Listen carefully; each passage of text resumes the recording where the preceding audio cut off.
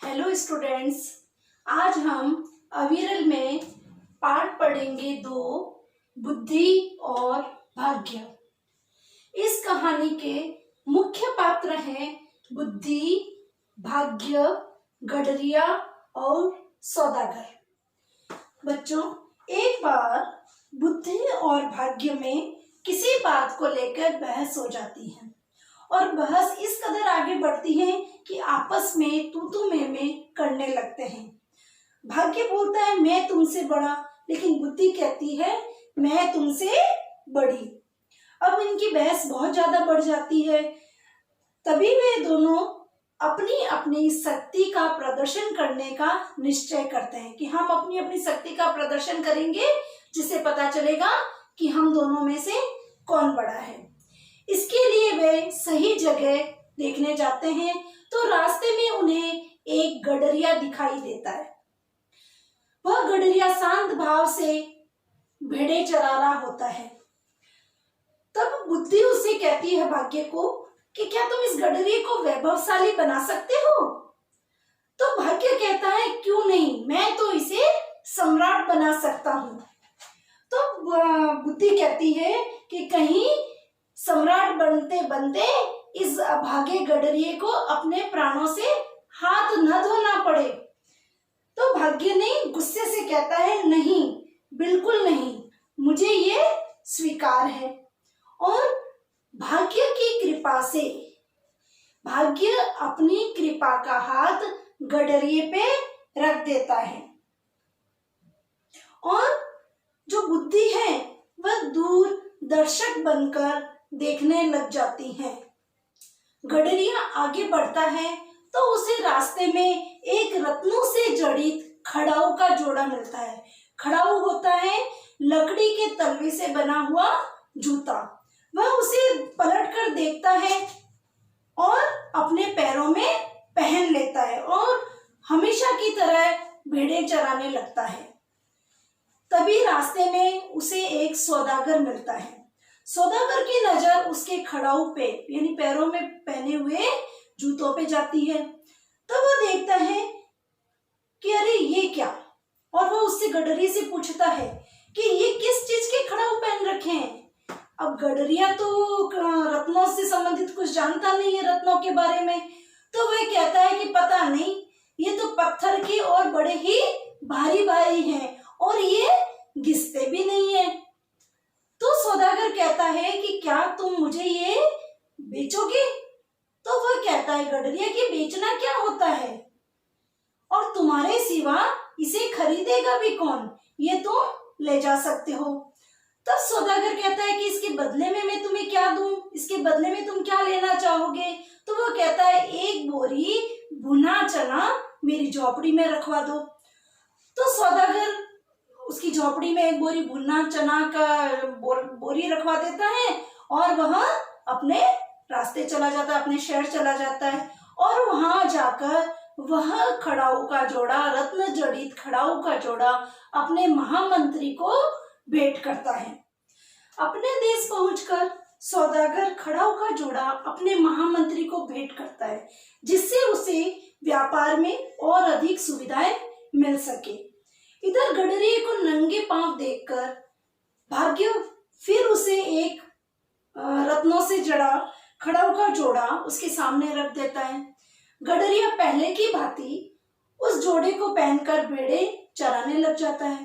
कुछ दिनों बाद फिर सौदागर उधर से निकलता है और वह देखता है कि अरे इसके पांव में फिर खड़ाऊ, वो भी रत्नों से जड़ा हुआ। वो बड़ा ही हैरान होता है। तो वह गडरिये से पूछता है कि ये तुम्हें कौन देता है? तो वह कहता है बड़े शांत सभा में, सरल सभा में वो कहता है कि पता नहीं, मेरे रास्ते में कोई रख जाता है। तो फिर सौदागर कहता है कि क्या इसे भी तुम बेचोगे? तो गडरिया कहता है हाँ, ले लो, तुम्हारे सिवा इसे और कौन खरीदेगा? और वह व्यापारी के सामने रख देता है। अब व्यापारी मन ही मन सोचने लगा कि वह अपने देश जाकर इस खड़ाऊ के जोड़े को अपने देश के राजा को भेंट करेगा। अब की बार सौदागर उसकी झोपड़ी में 2 बोरी भुना हुआ चना और 1 बोरी गुड़ की रखवा देता है और अपने देश के लिए चल देता है। अपने देश जाकर वह सम्राट से मिला और अच्छी तरह सजाकर खड़ाऊ का जोड़ा उन्हें भेंट किया। सम्राट इतने बेशकीमती खड़ाऊ को देखकर हैरान हो गए और बोले, कितना सुंदर खड़ाऊ है, ये तुम्हें कहाँ से प्राप्त हुआ? अब सौदागर अपनी तारीफ करने में लगता है। सौदागर कहता है, भारत सम्राट मेरे मित्र हैं। शिकार के समय मैंने उनके प्राणों की रक्षा की थी। इस पर खुश होकर उन्होंने मुझे ये खड़ाऊ का जोड़ा उपहार में दिया। मैंने सोचा इतना बेशकीमती उपहार मैं क्या करूंगा, तो मैं ये आपको भेंट करने के लिए लाया हूँ। ये आपकी शोभा बढ़ाएगा, आप इस भेंट को स्वीकार करें। तो जो राजा था वह उसकी भेंट को स्वीकार कर लेता है और पुरस्कार में सम्राट सौदागर को 1 लाख स्वर्ण मुद्राएं उपहार में देता है। अब सम्राट उससे पूछता है कि क्या भारत सम्राट के कोई पुत्र हैं? तो अब जो सौदागर है उसके पास झूठ बोलने के अलावा कुछ नहीं रहता है। वह झूठ बोलता है। अभी वे खुद जवान हैं, अविवाहित हैं, बड़े ही शांत और सज्जन हैं। सौदागर झूठ पे झूठ बोलता रहता है। वह हर तरह से सम्राट को खुश करना चाहता है। तो वह कहता है राजा कि क्यों न मेरी बेटी, मेरी राजकुमारी के साथ उनका विवाह करना क्या सही रहेगा? तो सौदागर कहता है, अति सुंदर, बहुत अच्छा होगा। सौदागर की आंखों के में इस समय लाखों रुपए बेशकीमती खड़ाऊ पहने गडरिया घूम रहा था। सम्राट ने प्रसन्न होकर सौदागर को हर तरह की सुविधाएं दी और राजदूत की पदवी दी। सौदागर सम्राट को प्रणाम करके चला जाता है, लेकिन वह गहरी चिंता में डूब जाता है। वह अपने ऊंटों पर मनु पीतल लाद कर व्यापार के लिए निकलता है। चलते चलते वह गडरी की झोपड़ी के पास जाता है और वहीं पे अपना पड़ाव डाल लेता है। अपने नौकरों को बोलता है कि यहीं पे हमें पड़ाव लगाना है, हमें अपने तंबू यहीं पर लगाने हैं। और जो पीतल लाद रखा होता है, पीतल की सिल्लियां यानी पत्थर जैसा होता है, तो वो सब वहीं पे ढेर लगवा देता है और चारों ओर खेमे ही खेमे गड़ गए। यानी तंबू, जो नौकर चाकर उनके साथ थे उन सब का पड़ाव वहीं पे डाल देते हैं, तंबू वगैरह लगा देते हैं। जो ऊंट घोड़े वगैरह थे उनको चढ़ने के लिए वहीं पे छोड़ देते हैं। शाम को गडरिया आता है और वो एक दूसरे को देखकर बड़े खुश होते हैं, क्योंकि उनकी तो मित्रता हो जाती है। अब गडरियों के पैर में देखते हैं कि अरे अब फिर एक बेशकीमती खड़ाऊ का जोड़ा आ जाता है। तो वह सोचने लगा कि यह आदमी कोई जादूगर है, यह भाग्य पूरी तरह से इसको सहयोग देने पर तुला हुआ है और इस मूर्ख को यह भी नहीं पता कि मैंने कितने बेशकीमती खड़ाऊ पहन रखे। सौदागर मन ही मन सोचने लगता है कि गडरिया दिखने में सुंदर भी है, क्यों ना मैं इसे सम्राट बना दूं। अब उसके सौदागर के मन में जब ये भाव आते हैं तो भाग्य जो है वह इन भावों को पढ़ लेता है, बुद्धि भी मुस्कुरा उठती है। तभी वह देखता है कि गडरिया पीतल की सिल्लियों के ढेर के सहारा लेकर बैठ गया और सौदागर से बोला कि अब की बार तो तुम बहुत जल्दी आ गए। तो सौदागर कहता है कि हाँ, मैं कुछ काम था, जल्दी आ गया, लेकिन मैं कुछ दिन तुम्हारे पास रहना चाहता हूँ। तो गडरिया कहता है कि तुम मेरे पास रहो, कोई दिक्कत नहीं है, लेकिन तुम्हारा एक आदमी जो है वो मेरी भेड़ बकरियों को नुकसान न पहुंचाए, इनको परेशान न करे। सौदागर कहता है कि मेरे आदमी तुम्हारी भेड़ बकरियों को कोई नुकसान नहीं पहुंचाएंगे, मैं तो तुम्हें सम्राट बनाना चाहता हूँ। तो गडरिया बड़ा ही सीधा साधा सा होता है, वह कहता है कि सम्राट क्या होता है? सौदागर कहता है सम्राट यानी आसपास के जितने भी आदमी हैं वे तुम्हारी चाकरी करेंगे और मैं अपने देश की राजकुमारी से तुम्हारा विवाह करवाऊंगा। तो वो कहता है ये बातें मेरी समझ में नहीं आती, तुम्हें जो कुछ करना है वह तुम करो, लेकिन मेरी भेड़ बकरियों को कोई परेशान नहीं करे। तभी अचानक सौदागर की नजर पीतल के ढेर पर पड़ी, तो वह देखता है कि जो पीतल का ढेर था वो गडरी के छूने से सोने का हो गया। अब वह सोचने लगा सौदागर कि ये आदमी तो बहुत ही भाग्यशाली है, इस पर भाग्य की बहुत कृपा है, इसको सम्राट बनाना बिल्कुल भी मुश्किल नहीं है। अब भाग्य ने जीते हुए, मतलब जैसे कि उसकी जीत हो गई, उस वीर की तरह अभिमान से बुद्धि की ओर देखा। बुद्धि ने भी मजाक में उत्तर दिया, कोई बात नहीं, अभी आगे देखो। अब सौदागर ने वहां पर जमीन खरीद ली, जो पीतल का ढेर सोने में बदल गया था, उस सोने को बेच के जमीन खरीदी, किला बनवाया, कुछ आदमी मुंह मांगे रुपए देकर जागीरें खरीदी, सेना की भर्ती की, बढ़िया बढ़िया उस गडरिये के लिए कपड़े बनवाए, और गडरिया बिल्कुल राजा की तरह लगने लगा। और फिर उसके बाद सौदागर ने जो गडरी की भेड़ बकरियां थी वो इधर उधर कर दी। अब जब गडरी को पता चला तो वो रोने लगा, चिल्लाने लगा। तब सौदागर बोला कि अजीब मूर्ख से पाला पड़ा है, बुद्धि तो इसके अंदर है ही नहीं, बुद्धि ने तो इसको छुआ भी नहीं है। फिर वह गडरी को कड़क कर बोलता है कि खबरदार, जो आगे से किसी के सामने चीखे चिल्लाए, जो बात कहनी है मेरे कान में आकर कहोगे। फिर सौदागर महाराज को यानी अपने सम्राट को विवाह का प्रस्ताव भेजता है और विवाह की सूचना देता है।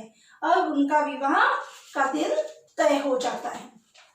समय पर सौदागर गडरिये को दुल्हा बनाकर बारात सजाकर विवाह के लिए निकलता है।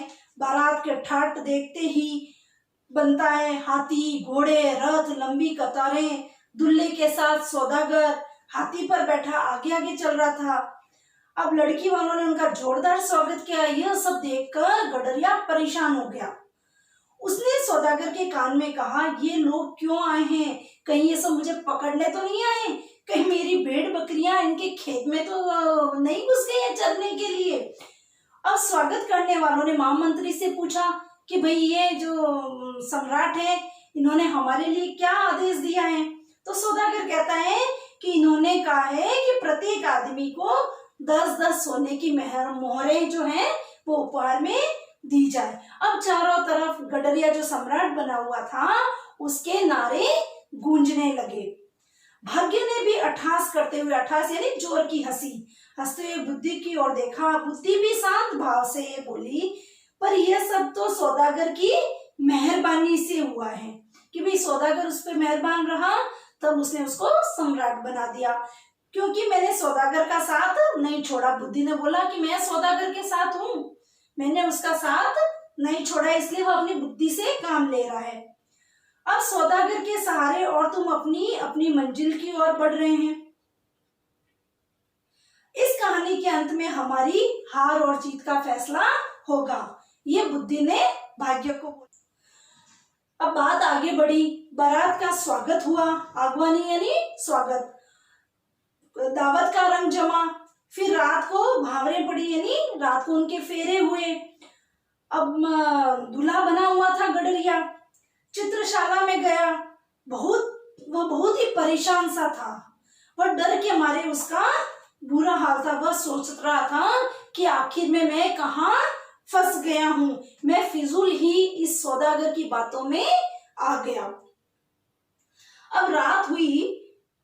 आधी रात को क्या होता है, गडरिये को पायलों की आवाज सुनाई देती है, रुंझुन सुनाई देती है, तो वह डर जाता है और उसने ध्यान आता है कि मैंने बचपन में भूत प्रेतों और डाकनियों की कहानी सुनी थी, तो ये कहीं वही तो नहीं है? वह रात के समय आकर कहीं मुझे मार तो नहीं डालेंगे? और उसने ऐसा अनुभव किया, उसे ऐसा महसूस हुआ और वो आवाज निकट आती गई, उसके पास आ रही थी। यानी कि कोई चल के जब आता है तो उसके पैरों की पायल की आवाज जैसे और करीब आती हुई सी दिखाई देती है, उसी तरीके से उसे आभास हो रहा था कि कोई मेरे करीब आ रहा है। कुछ देर बाद किसी ने उसके कमरे का दरवाजा खटखटाया। अब वह डर के मारे पीला पड़ गया, उसका दम फूला जा रहा था कि कोई मुझे मारने आ गया है। वह खिड़की की ओर भागता है और सोचने लगता है कि मैं नीचे छलांग लगा लूं। अब उसकी मौत नजदीक थी। तभी बुद्धि ने भाग्य से कहा, इसे बचाओ, तुम्हारा सम्राट मौत के मुंह में जा रहा है। क्योंकि वो तो सब उसके ऊपर भाग्य की कृपा थी, वह बुद्धि से तो काम ले ही नहीं रहा था, क्योंकि बुद्धि उसके दिमाग में थी नहीं। बुद्धि तो एक तरफ दर्शक बन के तमाशा देख रही थी। अब भाग्य चुपचाप खड़ा था, उसकी समझ में कुछ नहीं आ रहा था। वह झुंझलाकर बोला कि क्या करूं, इस अजीब मूर्ख से पाला पड़ा है। कौन मूर्ख? गडरिया। तो वह उसको कहती है बुद्धि से कि तुमसे बन पड़ता है तो तुम ही इस मूर्ख को मरने से बचाओ, मैं अपनी हार मान लूंगा। ये कौन कहता है? ये भाग्य कहता है। तो तथास्तु ऐसा बुद्धि बोलती है और उसके दिमाग में घुस जाती है। बुद्धि के आते ही ऊंचाई से जब धरती को देखता है गडरिया, तो वह सोचता है कि नीचे गिरकर मरने से क्या लाभ, और फिर राजमहल में इन डाकनियों का, भूत प्रेतों का क्या काम है। तभी वह खिड़की को छोड़कर कमरे में आ जाता है, क्योंकि उसमें सोचने की क्षमता आ जाती है, बुद्धि क्योंकि उसके साथ होती है। फिर उसे ध्यान आया, जिसके साथ रात को मैंने फेरे लिए थे, ये उसके पैरों में भी ऐसी ही आवाज आ रही थी, उसके पैरों के पायल की भी ऐसी आवाज आ रही थी। अब हो सकता है मेरी दुल्हन मुझसे मिलने आई हो। ओह, मैं भी कैसी मूर्खता करने जा रहा था। और धीरे धीरे सारी कहानी उसके दिमाग में घूमने लगती है गडरिये के। अब उसने हंसते हुए द्वार खोला, दुल्हन का स्वागत किया, दोनों खिल उठे। दूसरी ओर भाग्य बुद्धि के सामने अपनी हार मानकर सिर झुकाए खड़ा था। यानी दोनों में किसकी जीत हुई? दोनों में बुद्धि की जीत हुई। इस कहानी का मतलब यही है कि भाग्य के भरोसे रहने से काम नहीं चलता है। मनुष्य को सदैव ही अपनी बुद्धि का प्रयोग करना चाहिए। बुद्धि ही सफलता की कुंजी होती है। बुद्धि से क्या होता है? व्यक्ति तर्क कर सकता है, सोच सकता है, उचित अनुचित का उसे पता चलता है, और वह अपने निर्णय करने में हर जगह, हर मुसीबत के समय अपना निर्णय करने में समर्थ होता है। तो इस कहानी के द्वारा हमें यही शिक्षा मिलती है कि हमें भाग्य के भरोसे नहीं बैठना चाहिए, हमें अपनी बुद्धि का प्रयोग करना चाहिए।